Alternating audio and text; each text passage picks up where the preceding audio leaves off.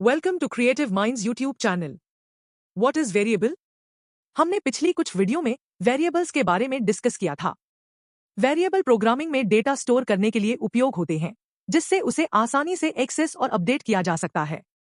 ये गणना, input, sensor data और अस्थायी जानकारी रखने में मदद करते हैं। उदाहरण के लिए, आर्डुइनो में तापमान सेंसर का डेटा स्टोर करने के लिए वेरिएबल का उपयोग किया जाता है। इन्हें लोकल, ग्लोबल या स्टैटिक रूप में परिभाषित किया जाता है, जिससे उनके एक्सेस की सीमा तय होती है। वेरिएबल कोड को सरल, प्रभावी और पुनः उपयोगी बनाते हैं।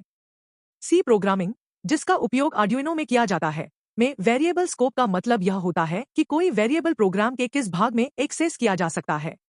वेरिएबल 3 प्रकार के हो सकते हैं: local variables, global variables, static variables.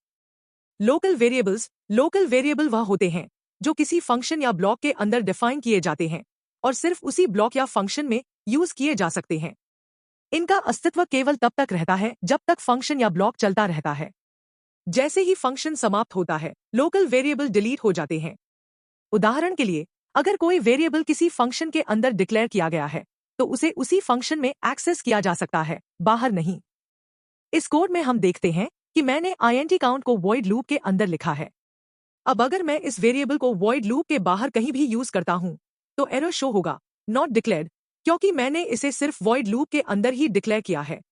इस तरह के वेरिएबल को लोकल वेरिएबल कहा जाता है। ग्लोबल वेरिएबल पूरे प्रोग्राम में कहीं भी एक्सेस किए जा सकते हैं, क्योंकि इन्हें फंक्शन के बाहर डिक्लेयर किया जाता है।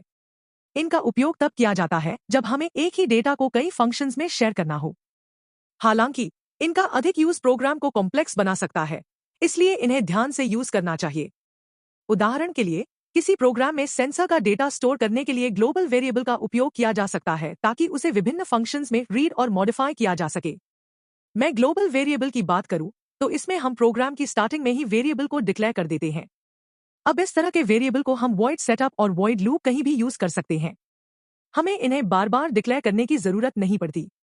इस तरह के वेरिएबल को ग्लोबल वेरिएबल कहा जाता है।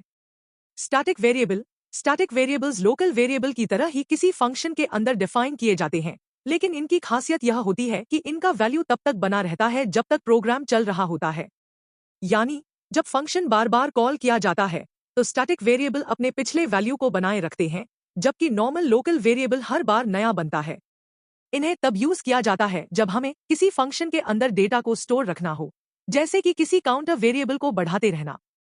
वेरिएबल्स से संबंधित टॉपिक हमारा पूरा हो चुका है। अब आगे हम ऑपरेटर्स के बारे में जानेंगे।